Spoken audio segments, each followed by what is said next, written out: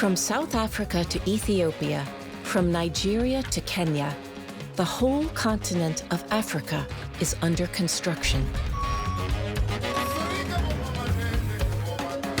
New dams, highways, ports, bridges, and railroads are springing up.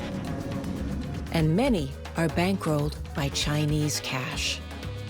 Great Decisions investigates how American policymakers are responding to China's presence in Africa, explores how the COVID-19 pandemic is affecting China's ties to the continent, and asks how African governments can navigate the increasingly bitter rivalry between Washington and Beijing. Competing interests, the US and China in Africa. Next on Great Decisions.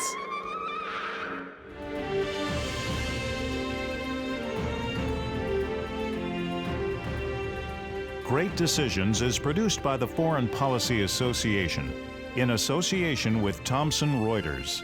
Funding for Great Decisions is provided by the Herford Foundation, PricewaterhouseCoopers LLP, and the Nelson B. Delavan Foundation.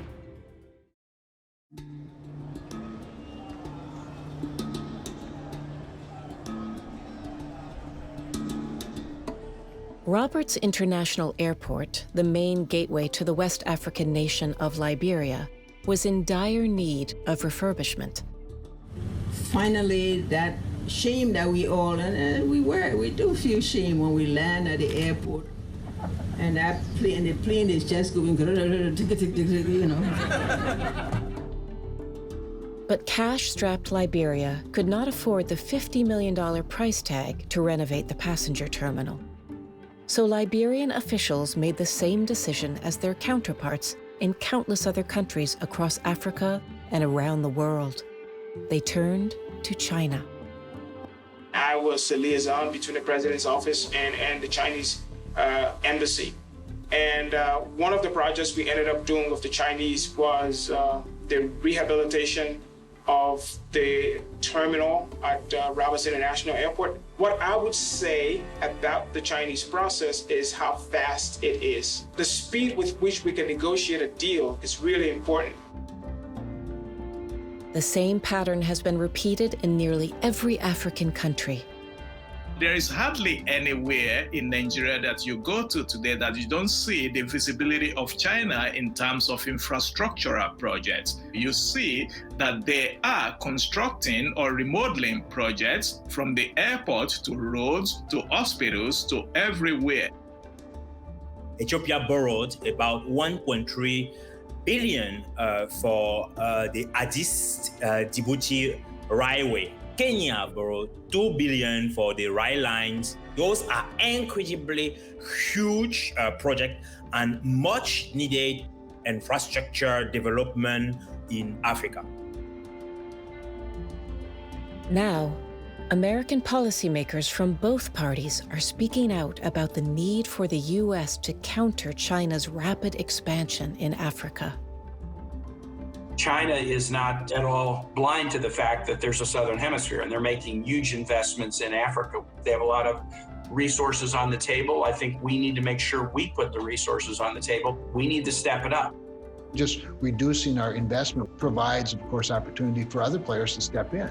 Other players that have more efficient governments than we do, albeit not very transparent and not very virtuous governments like China. We have to be really careful. I always say I'd rather invest in the peaceful tools of feeding hungry people and infrastructure development and healthcare and energy than in the weapons of war.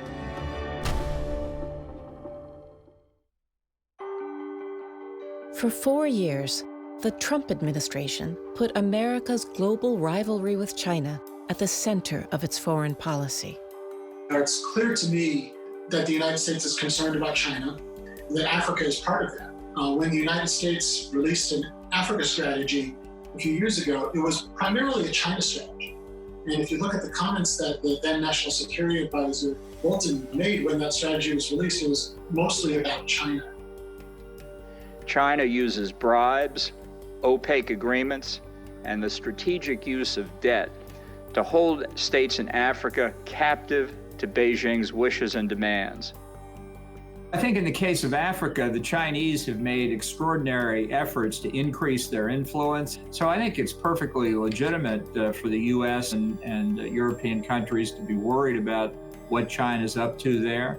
I think China's pursuing a very, very long-range strategy. And I don't think the United States for many years really had any coherent response. But U.S. policymakers face a difficult question: how to counter China at a time when American politicians have little appetite to spend money on foreign aid. The United States will no longer provide indiscriminate assistance across the entire continent without focus or prioritization. Essentially, what Ambassador Bolton was trying to lay out was that the U.S. is going to target its funding towards key countries and particular strategic objectives. We, the U.S., need to get back in the game, but it's very difficult to get back in the game while also focusing on reducing the amount of development assistance to African nations. U.S. officials are counting on the American private sector to make up the difference. Taxpayer investment in Africa should incentivize other generosity. I think to the degree we can, we ought to work with our private sector partners to get them to go into Africa and help solve problems and make investments. Let's marshal all of the power of American economic might in Africa and elsewhere, not just state resources, but also the resources of American private sector that promotes entrepreneurship. It promotes economic development, not just reliance upon the government that's writing a big check. You simply cannot fill the void with American private investment going into the continent. I'm all for American private investment. I would like to see a lot more of it. But even our exports to Africa have not increased significantly in recent years. I know as a former diplomat that we always wanted American companies to be involved in the countries that we were in, but we also have to think about what American companies are willing to risk. And China sees Africa as an opportunity, and American businesses tend to see Africa as a problem. Lots of the US firms or European firms don't have the sufficient resources or risk appetite towards Africa. When talking about Africa, the Chinese do have a medium to long-term vision, and sometimes they are willing to take a relatively lower investment return. In recent decades, Western creditors have moved away from funding large-scale infrastructure projects in the developing world. Prior to the 80s, one of the biggest funders of infrastructure projects on the continent was the World Bank. So the World Bank had this ideological shift in the 90s to say, we don't do big infrastructure. There was this idea that the state needed to be taken out of economic activity. So what happened in Africa was a huge backlog of infrastructure projects over the years. We were lagging behind in power, in roads, in hospitals.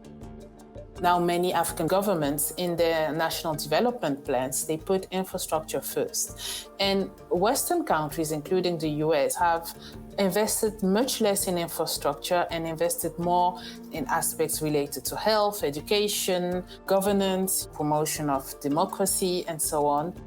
What is the sense in discussing for years to get a loan from the World Bank or from whoever? African countries, people are actually facing a lot of real life problems. People are dying because of poverty. Poverty is being multiplied across generations. So we don't have time to talk about some of these things. But now, China's expanding influence in Africa has some Western policymakers rethinking the turn away from infrastructure. I can detect, even with the most reluctant donors and the most reluctant economic partners of Africa, a change of attitude and much more interested on infrastructure, particularly after China has been much more ahead of the curve in terms of providing this type of support. China has growing influence in Africa because they have a development bank that is willing to underwrite major infrastructure projects. The United States does not have that capacity, and there's no reason that we shouldn't. We can compete with China for economic influence in places like Africa, but only if we put on the table the kind of development deals that the Chinese are. Yet, despite Washington's increasing interest in Africa, some experts question whether the U.S. is prepared to make the necessary political commitment to the continent. Since 1990, the first overseas trip every year by the Chinese foreign minister is to Africa. And how many times has Secretary of State of the United States traveled to Africa in the past 10 years? The Chinese are willing to throw in the political capital. They're willing to throw in the economic capital. Throughout the 90s and early aughts, U.S. policy toward Africa was actually through a prism of development and humanitarian assistance. Africa wasn't seen as a place to do business until the Chinese came. The U.S. has never had to compete, really. But now, you're not the only actor out there.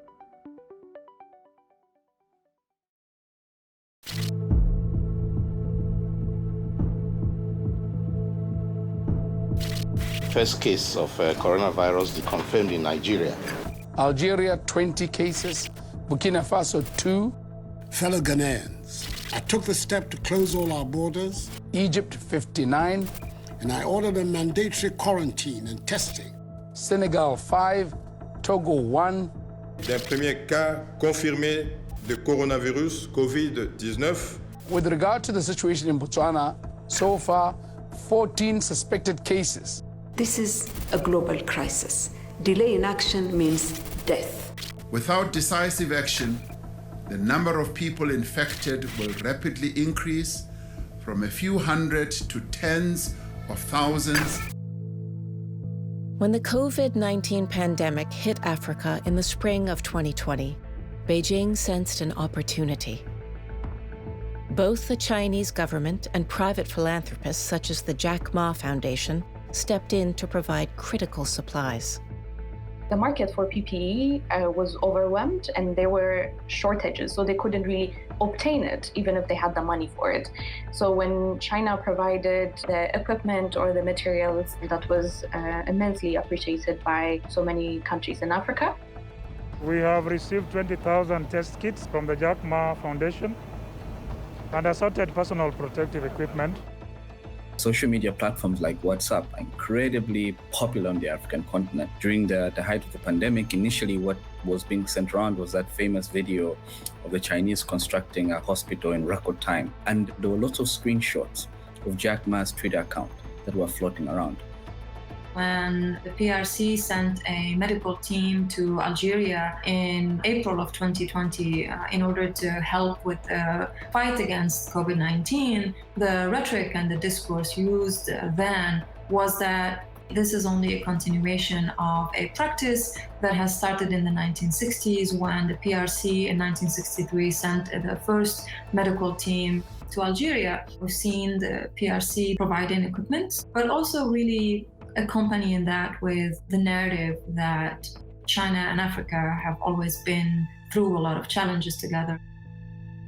As China captured attention across the African continent, some analysts worried that China's generosity might overshadow the support that the U.S. has given over many decades to improve healthcare in Africa. We've taken note of the very modest financial donations that China and so-called private Chinese entities have dispersed in Africa. China's contributions to fighting the pandemic are paltry. When you're providing $30 million and supporting the local Ministry of Health, that's good for a 2-paragraph story on page 4 of the local press, and that's about it, and then it disappears. When Jack Ma of Alibaba flies in a plane load of protective gear, you get 4 or 5 times the publicity. We urge the Americans to use their energy on fighting the epidemic at home. Their attempt to undermine friendly relations between China and Africa will never succeed. The world is not so transactional as, you give $1 for a vaccine and you get $1 worth of credit, where people are keeping these ledgers. People are keeping ledgers in their minds as to which countries are constructive actors in the international system, which countries give out of a sense of solidarity and a sense of being connected. I think the United States is doing much more than it is given credit for, and it is extremely important to acknowledge. People will overlook that the United States has been involved with the continent for decades, has been involved in education, in healthcare, in human rights.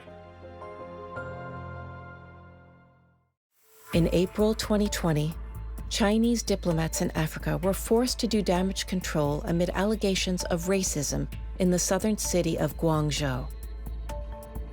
There, some Chinese landlords had evicted African tenants, fearful that the African diaspora might transmit COVID-19. There were also stories about restaurants refusing service to members of the African diaspora in Guangzhou, several parks that prohibited the Africans from going in. And so these issues started up a big conversation about racism and about race in China.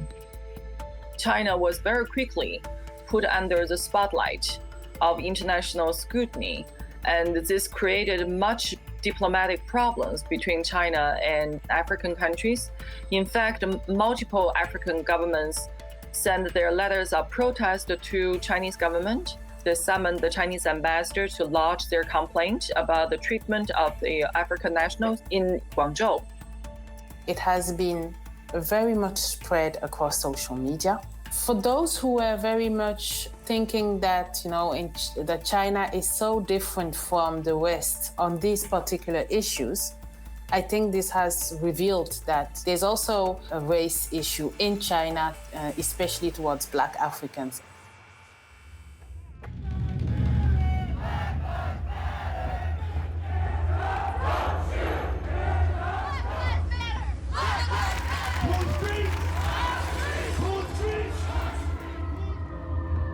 But China was not the only country to grapple with concerns about racism in the spring of 2020.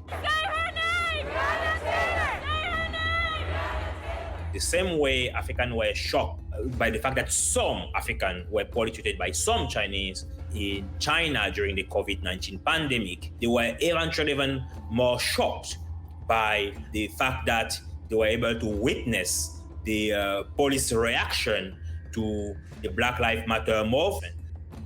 Anywhere where Black people tend to be treated badly, it tends to have lots of resonance on the continent. Chinese one was very surprising, precisely because China itself has been trying to spin this story of like, we are your friends, we're Africa's friends. Everybody else who's come before has treated you guys badly, but now we're equal partners. My sense is that the typical African is resigned to expect that kind of behavior from the US authorities towards Blacks.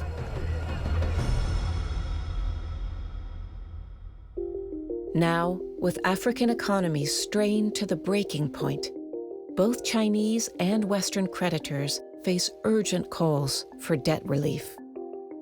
What's happened with the pandemic is that African export revenues have shrunk. Most countries in Africa are still reliant on raw material exports for their economies, or things like tourism. These sectors have been hit very hard, and this means that those governments, those countries, don't have the revenues that they need in order to import medicine. They don't have the revenues they might need to import food. Despite the very close relations between China and Africa, their debt relief efforts so far have been extremely timid. They have been very reluctant to engage through the G20 or other multilateral debt discussion fora, and they have focused on this bilateral type of negotiations. They particularly have said that they would like to negotiate debt on a country-by-country basis, whereas African countries are trying to negotiate their debts collectively. There's a bit of a feeling that China is ambivalent on its stance. The latest opinion polls, including an Afrobarometer survey of 18 countries completed in 2020, reveal that ordinary Africans are eager to learn from the experiences of both China and the US. In your opinion, which of the following countries, if any, would be the best model for the future development of your country? And the United States ranked first here, 32%, and China ranked second with 23%. It's difficult to know how many African countries really fully understand what is China's model of development. What they do see is a country that has done an enormous job at reducing poverty. They would like to emulate that. That doesn't mean they really understand how China got there. They've lifted how many hundreds of millions of people out of poverty. And so African governments look at that and they think they can learn something from China. The other part of the Chinese experience is that they're run by the Communist Party. It's an authoritarian dictatorship. And I don't think that's very attractive in Africa. It also remains to be seen whether China can transform its economic clout into widespread interest in Chinese society and culture. China has been quite successful in building a sense of its own power and utility in Africa, in that China is a very important economic and political player in Africa, and it can't be ignored across the continent. But I don't think that that's translated into a genuine sense of affection for China. Not a lot of African people know a lot about China, but more and more that relationship and that image has changed over the last few years, and this is in part due to multiple projects and initiatives that encourage African students and Africans in general to travel to China for scholarships or for long-term trainings. You now have a situation where Nigerian students are being sponsored to go to Chinese universities to learn things like engineering. The idea is they go to China, learn, and they come back to manage the railway that is being built by China. China is now one of the most popular destinations for African students, surpassing the US, surpassing the UK.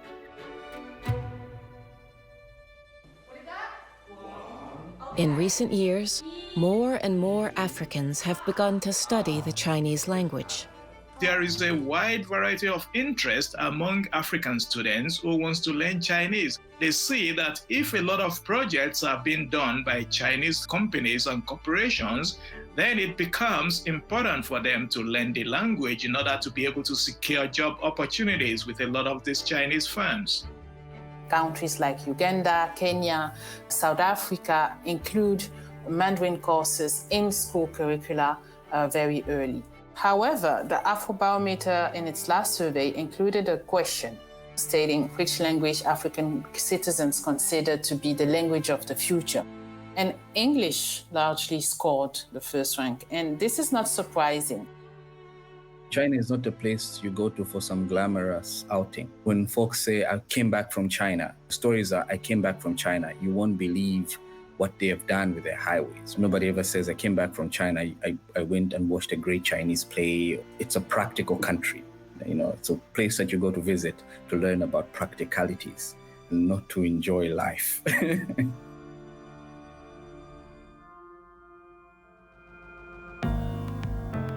As relations between China and the US sour, African leaders must navigate the thorny landscape of what some commentators have characterized as a new scramble for Africa.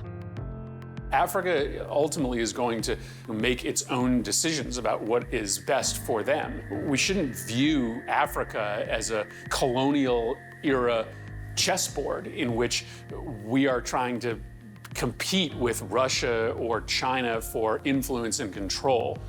We should be invested in the African people. I think it'd be really naive to say that there aren't spheres in which China and the United States are competitors, but there are places where Chinese and American interests align. One of those places is development in Africa. So the last thing Africa needs is Chinese-American competition. We don't need that. We've got enough problems of our own. Today, Africa is home to 5 of the world's 10 fastest growing economies and is poised to double its population by 2050. It is also one of the places most vulnerable to emerging threats and the changing climate. In the decades to come, no matter how the U.S. rivalry with China develops, Africa is poised to take center stage in the foreign policy of both countries. Great Decisions is America's largest discussion program on global affairs. Discussion groups meet online via Zoom and Google Meets, in person at community centers, libraries, places of worship, and homes across the country to discuss global issues with their community. Participants read the 8-topic briefing book, meet to discuss each topic, and complete a ballot which shares their views with Congress. To start or join a discussion group in your community, visit fpa.org or call 1-800-477-5836. Great Decisions is produced by the Foreign Policy Association in association with Thomson Reuters. Funding for Great Decisions is provided by the Herford Foundation, PricewaterhouseCoopers LLP, and the Nelson B. Delavan Foundation.